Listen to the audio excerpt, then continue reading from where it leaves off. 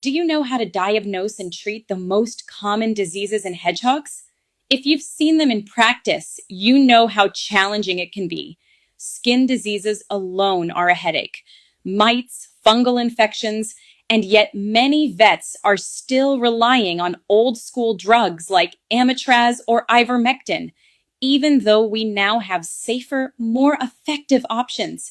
Then there's neoplasia, and not just in broad terms, but which types are malignant, which tend to be benign, and the places they're most likely to appear. And of course, the one everyone worries about, wobbly hedgehog syndrome. What does it look like?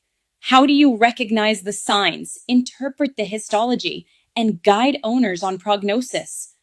This is exactly the kind of evidence-based, practical discussion we dive into during our VETAHEAD Topic Rounds. Instead of doing like diseases that I find more common on my clinical practice or, following a script that we are all used to, I actually pulled all the most recent papers, especially the ones that looked into retrospective studies on like what were the most common diseases that presented to them in that region of the world.